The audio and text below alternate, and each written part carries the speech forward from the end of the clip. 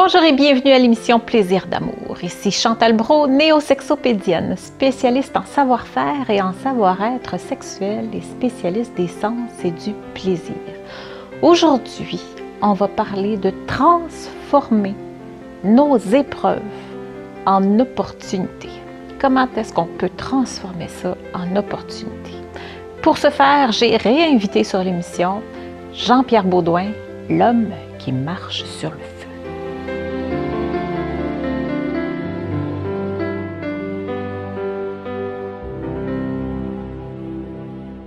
Bonjour et bienvenue Jean-Pierre. Encore une fois à cette émission, on ne pouvait pas s'empêcher de te réinviter sur l'émission parce que, il faut le dire, les peurs, les craintes, les blocages et ton discours de dire de transformer les épreuves en opportunités, moi je pense que c'est quelque chose de primordial pour les couples, de voir de quelle façon est-ce que les épreuves qui nous arrivent tout au long de notre vie de couple, on peut transformer ça en opportunité. Je t'ai choisi pour cette émission également parce qu'encore là, ton vécu parle de lui-même. Dis-nous pourquoi tu es bien placé justement pour nous parler de ce sujet aujourd'hui. Bien, ce qui me vient en tête, c'est on devient qui on est avec les épreuves qu'on vit. Moi, j'ai vécu quelque chose de majeur en 2013 où j'ai dû subir une opération à cœur ouvert. Où je suis resté 9 heures sur une table d'opération. Je suis décédé sur la table et bien sûr, je suis revenu. Je suis ici aujourd'hui, puis merci beaucoup de m'avoir réinvité. J'adore venir te rencontrer. Puis, dans cette épreuve-là, avant mon opération, je vivais un beat de vie rock and roll. Je consommais, je sortais beaucoup, j'étais dans le milieu du spectacle, donc je voyageais beaucoup. Et j'avais ma blonde, Pascal, qui était là à ce moment-là, qui est encore là aujourd'hui. C'est encore ta conjointe aujourd'hui? C'est encore ma conjointe aujourd'hui. Okay. Et à ce moment-là, c'était mon beat de vie. Puis moi, j'avais dit, c'est ça, moi, je suis ça. Et on s'est choisi pour qui on est. Et elle respectait comment j'étais à ce moment-là. Et il est arrivé mon opération. Fait que c'est ça, ça n'a pas toujours été facile pour elle de vivre avec le Jean-Pierre sur le party, qui rentre tard, puis qui voyage partout à travers le monde, qui j'étais parti continuellement. Et après ça, j'ai dû subir l'opération à cœur ouvert, j'ai eu besoin d'elle pour me supporter là-dedans. Après, c'est quelque chose, se remettre d'une opération comme ça. Elle a été là pour moi. Elle a été présente. Elle a été très présente pour moi, elle s'est occupée de moi. C'était extraordinaire. On s'est beaucoup rapprochés suite à tout ça. Et après ça, ben là, je consomme plus du tout. Mais on est encore là et notre amour est encore plus grand qu'il l'a jamais été. Puis j'ai changé beaucoup par rapport à qui j'étais. Mais au plus profond de moi-même, je suis la même personne. On change certaines facettes, perception de qui on est, mais au fond, l'amour est toujours le même et l'être de base d'amour est le même.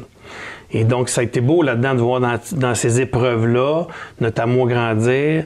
On a appris à se connaître énormément de façon très rapide suite à tout ça. Fait que c'est pour ça que je dis, c'est des obstacles, mais c'est des opportunités de se connaître de plus en plus. Ça nous permet de transformer ces malheurs-là en quelque chose de plus grand que nous. Bon, on a le choix aussi. Tu sais, je veux dire, tu aurais pu t'apitoyer sur ton sort. Tu aurais pu décider de dire, bah non. Oui, non, j'aurais pu décider ça, puis je serais mort aujourd'hui. Mon médecin l'a carrément dit. Mais on a toujours, c'est nous autres à décider dans notre vie qu'est-ce qu'on fait des événements qui nous arrivent. Ce sont des malheurs, ou ce sont des désastres, ou ça devient des opportunités. Moi, je m'en suis servi comme une opportunité pour un tremplin, pour une deuxième vie, où maintenant je suis rendu conférencier, auteur, puis je viens partager mes connaissances que j'ai apprises au travers tout ça, puis que je suis allé chercher par la suite. Mais il y a plein d'autres trucs qui jouent alentour de ça. Il y a l'amour, mais il y a l'amitié aussi dans ce déroulement-là de ma vie.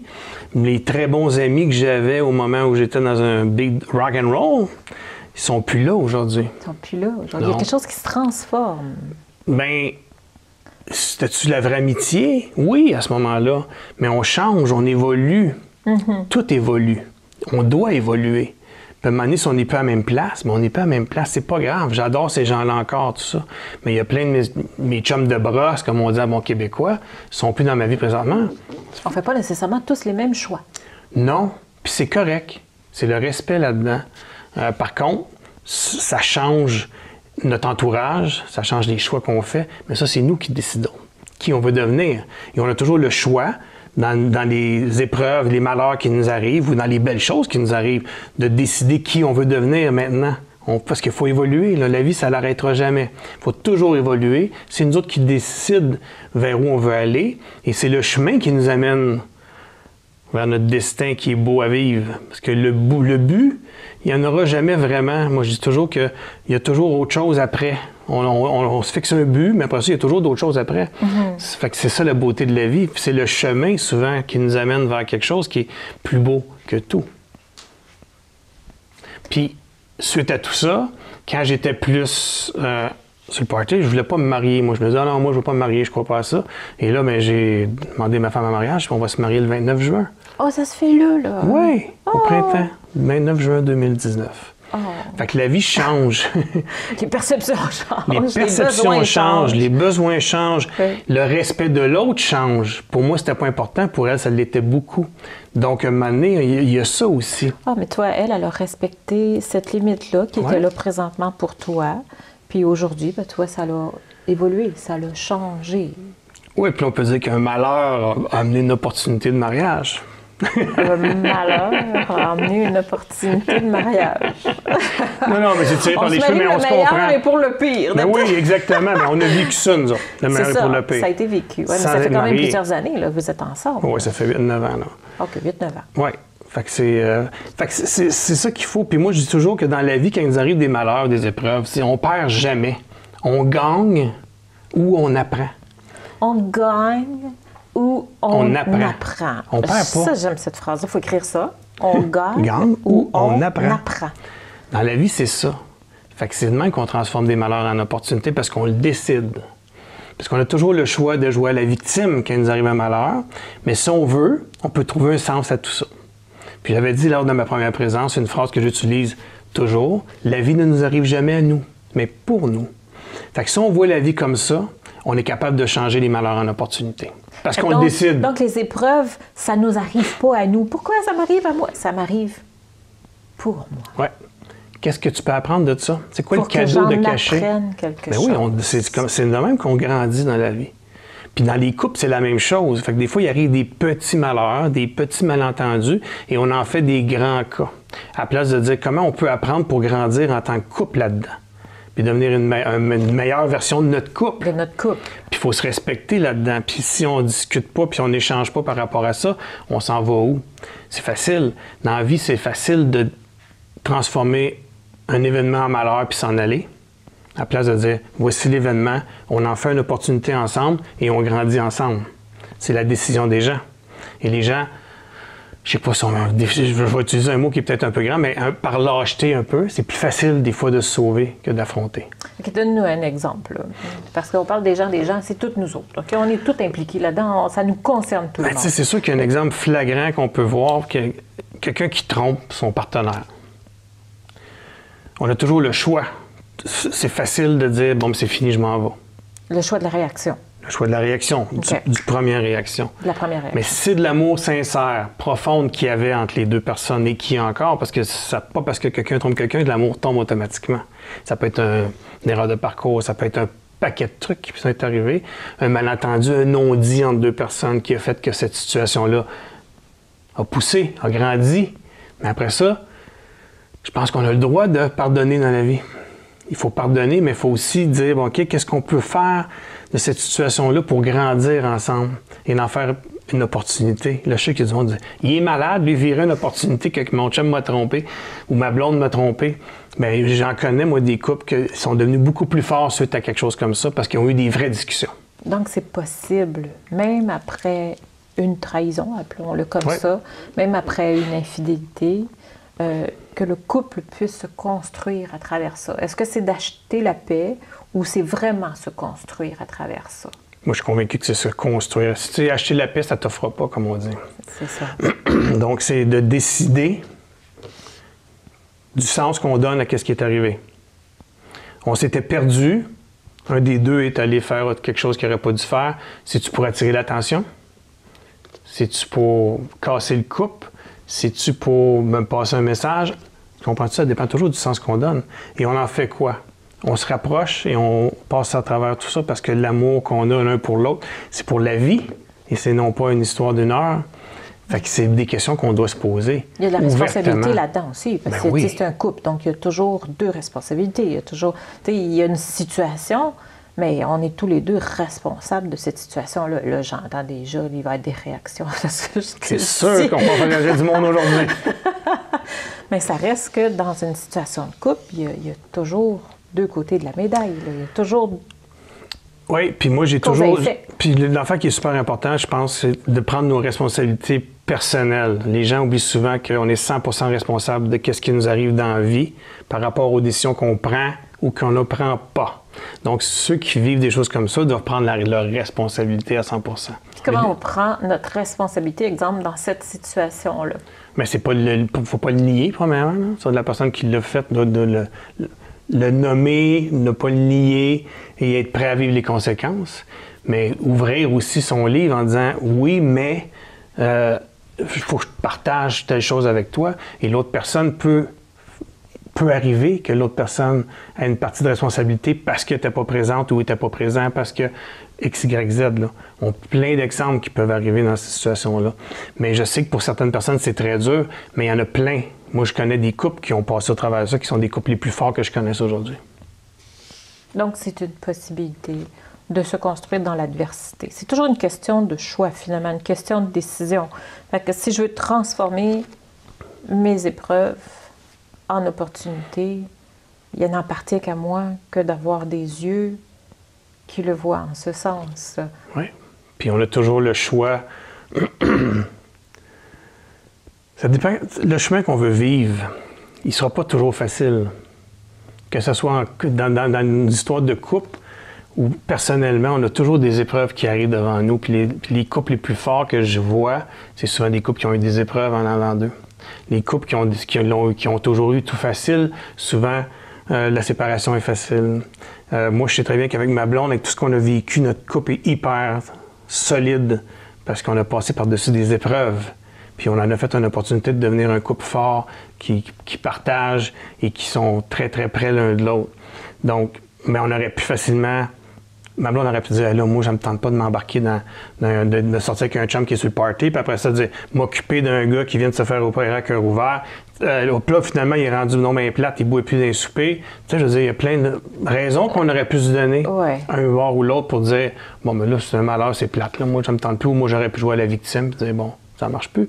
Donc, c'est tout le temps de l'angle par lequel on le prend qui fait toute la différence. Fait que donnez-vous l'ouverture de voir tous les angles, les opportunités qui peuvent se présenter à vous. Puis ça dépend toujours du sens qu'on y donne. Moi, j'en reviens toujours à ça. C'est le sens qu'on donne aux événements qui nous arrivent dans notre vie qui détermine la qualité de notre vie. Fait que le sens positif, négatif, opportunité, malheur nous revient. C'est notre décision. Prenez-la. C'est votre choix, prenez-la. Pourquoi est-ce que on va remarquer, exemple, soit dans des familles ou soit dans une situation précise, il va arriver un événement. Okay. Et tu as 3, 4, 5 personnes impliquées dans cet événement-là. Sur l'ensemble, il n'y en a pas un qui va réagir de la même façon. Il n'y en a pas un qui va prendre la même décision. C'est ça? On peut le dire comme ça. Exact. Il n'y en a pas un qui va réagir ou qui va percevoir l'événement de la même façon. Comment se fait-il qu'il y a une situation donnée? Okay. Des fois, c'est très, très traumatisant. Là. Ça peut être, écoute, moi, j'ai entendu des histoires d'horreur, là, vraiment, écoute, Seigneur, on peut-tu vraiment ressortir d'un enfer aussi profond? T'sais? Fait que t'en as que oui, puis t'en as que complètement non. Ouais. Comment tu peux expliquer ça? Bien, moi, je pense que c'est toute une question de... Bien, il y a beaucoup de questions des croyances et des valeurs que chacun des gens a, parce que c'est via ça qu'on voit la vie comme on la voit, puis qu'on décide, mais c'est beaucoup... Puis ça, je reviens encore à ça, c'est la décision, puis c'est le sens qu'on y donne. On peut y donner un sens très négatif ou un sens très positif. Ça dépend de nous. Et les gens doivent choisir. Voulez-vous vivre une vie de victime ou voulez-vous vivre une vie heureuse? Quand on joue dans la victimisation, on ne peut pas être bien. Puis on trouve des excuses, puis on est toujours dans le négatif, puis on tourne dans le mauvais sens. Mais, fait qu'il y en a qui sont comme ça, puis il y en a qui sont comme ça, puis on a vu, comme tu dis, il y a des histoires épouvantables qui sont arrivées à des gens puis qui sortent de là grandis de façon extraordinaire parce qu'ils ont décidé de donner un sens positif. C'est ça. Je pense que c'est vraiment une question de la vision qu'on peut y donner, puis comment qu'on peut ou ne pas voir l'opportunité là-dedans, puis la vision, comment que ça peut m'amener à quelque part de plus positif ou que ça peut m'amener à quelque chose de bien. Mais des fois, c'est dur de voir justement le positif dans une situation. Quand tu es dedans, là, tu sais, c'est beau après. Tu dis, ah, c'était une opportunité fantastique. Oui, après. Oui. Mais là, tu es dedans, là. Tu n'en vois pas nécessairement l'opportunité. Là. Tu te dis, voyons donc, c'est un gros char de marque qui me tombe sur le dos. Là, oui, puis c'est là que c'est important de comprendre comment on fait pour maîtriser nos émotions puis nos états d'esprit. Parce que c'est comment on va le ressentir au niveau émotionnel qui va déterminer comment on va réagir. Si on est bien émotionnellement, puis on est dans un bon état d'esprit, en mettant le bon focus à la bonne place, en utilisant notre physionomie comme il faut, puis en se posant les bonnes questions. OK, donne-moi un exemple avec toi. Là, OK? Toi, il t'est arrivé à un moment donné où tu étais sur le party, tout allait bien, puis à un moment donné, là, paf, faut que tu te fasses opérer à cœur ouvert, tu as un accident cardiaque, là, et c'est grave. Tu y restes même sur la table, il te ramène.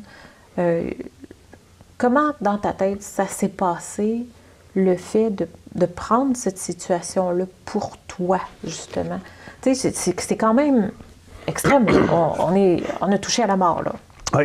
On est sur la table et on sort de là, puis on dit, oh, OK, j'ouvre encore les yeux. Je suis encore présent. Quel beau moment. Quel beau moment, c'est ça? C'est comme ça que ça s'est passé pour toi? C'est un cadeau. Ouais, moi, je me suis réveillé, c'est le plus beau jour de ma vie quand je me suis rendu compte que j'étais encore vivant. Quand je me suis réveillé, c'était extraordinaire. Puis j'avais décidé d'avance que j'étais pour me réveiller. J'étais convaincu que j'étais pour me réveiller avant mon opération. Ton opération. Moi, comment est-ce qu'il s'est passé ça dans ta tête? Mais c'est drôle parce que je vais faire une petite histoire courte. Moi, quand j'étais jeune, mon père est décédé, j'avais 13 ans. Puis ça m'a révolté. Puis à ce moment-là, je me suis donné un rôle de victime. C'est pour ça que j'ai fait le party pendant tant d'années, parce que pauvre moi, j'ai perdu mon père jeune. C'est donc bien épouvantable. Tu as roulé dedans, là. J'ai roulé dedans pendant plusieurs années. Puis je disais à tous ceux qui voulaient bien l'entendre, ouais, ben moi, la vie, hein, c'est courte, puis anyway, à 45 ans, je vais être mort comme mon père. Fait que on vit à 100 000 à l'heure. Fait que j'étais workaholic, je travaillais comme un malade, je consommais. Fait que je me suis brûlé, mais c'est l'histoire que je me contais. Toi, tu étais convaincu qu'à 45 ans... Comme mon père, je pourrais être mort. C'est ça, tu étais pas décédé. Ça, c'est l'histoire que je me contais. Fait que j'ai quasiment réussi à me tuer en me contant une histoire comme ça. Il faut faire attention parce qu'on devient toujours l'histoire qu'on se compte. Puis j'ai décidé quand j'ai eu mon opération que non, je ne serais pas une victime. C'est un cadeau. Puis que la vie elle me donnait un wake-up call, puis c'était ma chance de vivre une deuxième vie. J'en parle, puis ça me donne des frissons parce que c'est merveilleux. J'ai eu un wake-up call. Si je serais mort là, ça finissait là. Non, je voulais pas ça. Fait que j'ai dit, j'ai une deuxième chance de vivre une deuxième vie. J'en fais quoi? C'est moi qui ai décidé d'en faire une opportunité. J'ai pas fait, là, je joue pas à la victime. Zéro. Au contraire, je suis là, je suis dans le développement personnel, je travaille sur moi, je veux aider les gens, je veux partager avec les gens de façon positive. Puis c'est une opportunité extraordinaire, mon opération à cœur ouvert. Pour certaines personnes, c'est donc bien épouvantable ton opération. Non. Mais là, tu le vois comme génial. Ça. Mais quand tu t'es fait opérer, tu t'es posé la question? Tu t'as brassé ça là-dedans? T'es pas tombé du jour au lendemain, OK, le pouf, t'es tombé à terre, t'es à l'hôpital, puis là, c'est merveilleux. Là. Non. Mais quand j'ai su qu'il fallait que je me fasse opérer, jusqu'au moment où je me suis opéré, je l'ai affronté d'une façon dans la gratitude. À partir de là, je ne sais pas pourquoi, c'est instinctivement, j'ai été tout de suite dans la gratitude, puis dans le... Moi, là, ça, là, je la prends. C'est une deuxième chance, puis je la prends. Mais tu ne savais pas encore que tu avais une deuxième chance, là. Tu étais pour te faire opérer. Moi, j'ai décidé que je l'avais. OK. Moi, j'ai dit, moi, je la prends. Tu as déjà pris une décision dans l'adversité complète. Oui. Là. Vraiment, tu ne savais pas si c'était pour revenir de là. J'avais 20 des chances de rester sur la table, qui est immense. OK. Mais moi, dans ma tête, à moi, je revenais, c'était sûr. OK. Fait que tu as fait ton mindset. Oui. T'avais-tu des notions déjà de tout ça, de la loi de l'attraction et tout? Fait que tu t'es dit, OK, là, aujourd'hui, c'est mon tour. C'est moi, je vais opérer, je sors de là, puis je change de vie. T'es sûr? Oui, j'étais convaincu. Puis mon médecin, après, il est venu me voir, puis il m'a dit, Jean-Pierre, t'es un miraculé. Parce que pendant 9 heures, il y a eu beaucoup de problèmes. Puis il dit, j'ai jamais vu un cas où... S'accrocher. Non, mais il y a eu beaucoup de misère. Puis il dit, ça aurait pu ne pas me fonctionner. Puis je suis convaincu qu'une des raisons majeures pourquoi tu es encore là, c'est dans l'attitude que tu avais avant. Parce qu'avant, j'étais dans la gratitude, j'étais comme, tout va bien aller, j'étais tout le temps de bonne humeur, je faisais des jokes avec les infirmières jusqu'au moment de rentrer dans la salle d'opération. J'étais dans un bel état d'esprit. J'étais positif. J'étais convaincu que je m'en sortirais. J'étais convaincu. C'est pas de se compter des salades, ça, là. Non. On a C'est de se un mettre impact dans sur... un état d'esprit. Oui, puis on a un impact par rapport... Si j'aurais été convaincu que j'étais pour mourir, je suis sûr que je serais mort. Je suis sûr. Fait qu'il faut que tu sois convaincu dans la vie quand tu veux faire quelque chose. Tu veux mettre toutes les chances de ton bord. Puis comme tu disais, on attire. Nos pensées créent notre réalité. Moi, ma pensée, là, c'était pas que j'étais pour mourir. J'étais pour me réveiller. Puis j'étais pour faire ce que je fais aujourd'hui. Puis je l'ai fait. Parce que j'y ai cru. Fait que je suis convaincu que le pouvoir de nos croyances est extraordinaire. Puis c'est sur le même principe que j'amène les gens à marcher sur le feu. Croyez-y. Si vous ne croyez pas, vous ne serez pas capable de le faire. Exactement. Exactement. Fait que si j'ai à surmonter des blocages, des résistances. Aujourd'hui, dans ta vie, je suppose que ça a changé beaucoup de choses. Parce que déjà, d'avoir affronté un obstacle majeur comme ça, est-ce que ça t'arrive encore de vivre des résistances, Oui. de vivre des peurs, de vivre des blocages? Puis comment ça se passe pour toi, vu que tu as fait vraiment, là, tu sais, ce chemin-là, tu as marché sur le feu, je ne sais pas combien de fois, hein, tu es l'homme qui marche sur le feu. Donc, tu as plein de choses où tu fais ça, marcher les gens sur le feu, vaincre ses peurs. Pour toi, aujourd'hui, est-ce que ça veut dire que la peur a disparu? Est-ce que ça veut dire que tu n'as plus de résistance? Est-ce que ça veut dire que tu n'as plus de blocage? Pas du tout. Comment ça se passe pour toi? C'est un travail continuel pour le restant de nos jours. Je suis convaincu de ça. J'ai encore des peurs, j'ai encore des résistances, j'ai encore des croyances limitatives. Mais bon, je suis outillé pour travailler dessus. Puis j'essaye, puis mon état d'esprit, je travaille beaucoup sur mon état d'esprit, moi, puis je me donne pas plus qu'à 90 secondes pour me ramener dans un bon état d'esprit quand je me rends compte que je suis plus dans le bon état d'esprit. Prise de conscience. Prise de conscience. Dès que je me rends compte, hop, je me ramène. Tu te ramènes dans un meilleur état d'esprit. Oui, puis ça se fait en 1 seconde, ça. Puis j'explique dans mes conférences, puis dans mon livre, quand on décide, on peut se ramener en 1 seconde dans un bon état d'esprit quand on veut. Ça, c'est clair, on peut le faire quand on veut. Puis comment qu'on fait pour se ramener en une fraction de seconde, comme ça, vu que tu as l'habitude de le faire, là? Mais en une fraction de Il faut seconde. juste changer. Il y a 3 éléments qui peuvent contrôler notre état d'esprit. C'est notre physiologie, notre focus, puis notre langage. Fait que juste en changeant comment je me tiens, je peux changer comment je me sens. Juste en changeant ça sur quoi je mets mon focus, je peux changer sur comment je me sens. Et les mots que j'utilise ou les questions que je me pose font la même chose. Fait que tu as juste besoin de changer un des 3 de façon drastique. Puis là, une seconde, boum. rapide. Là, c'est rendu Moi, automatique, c'est comme ça, boum. OK. Fait que c'est pas que c'est absence de peur, absence de résistance, absence de blocage. Il y en a quand même, on fait « Oh, non, OK ». On se ramène, puis quand on se ramène dans un bon état d'esprit, on est bien mieux outillé pour faire face à n'importe quelle peur ou à n'importe quelle croyance limitative.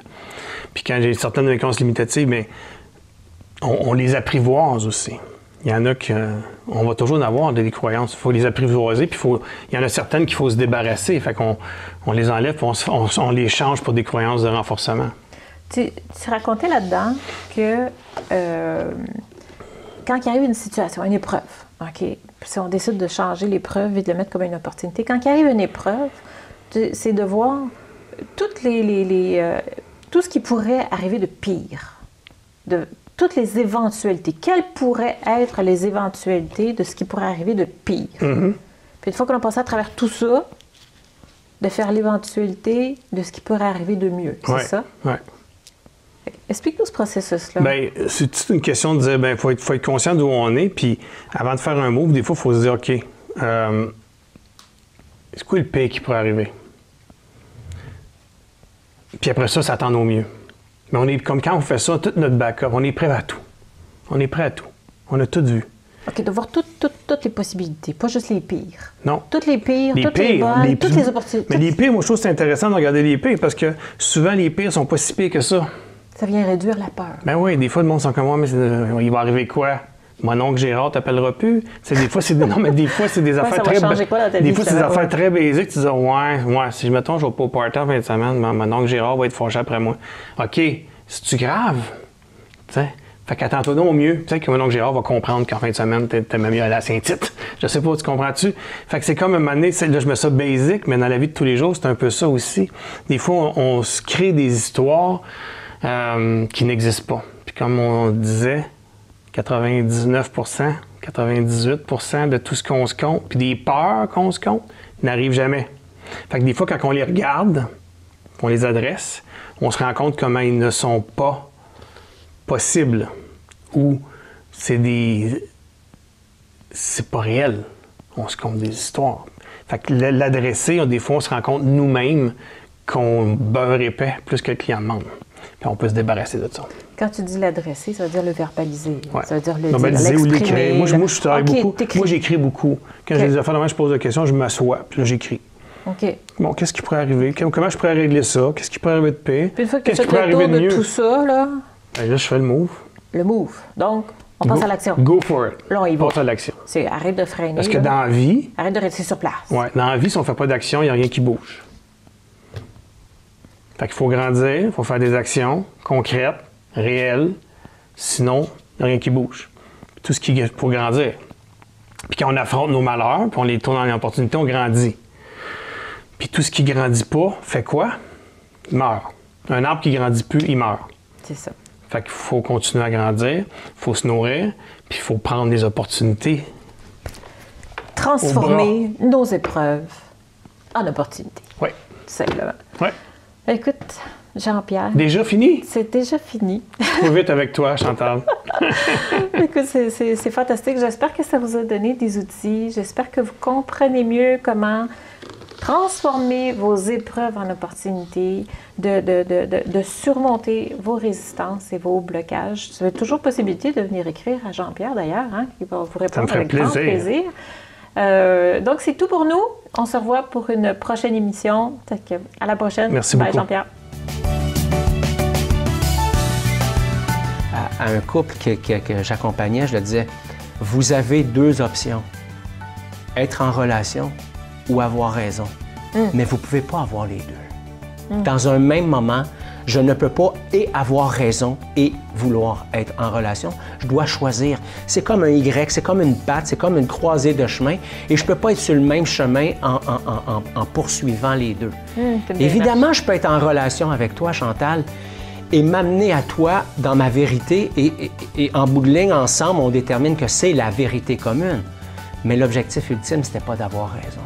Donc, premier piège à éviter, c'est d'être disposé. Deuxième piège à éviter, c'est écoute, je vais mettre sur la table, entre toi et moi, ce qui est ma vérité. Et non pas ce qui est la vérité.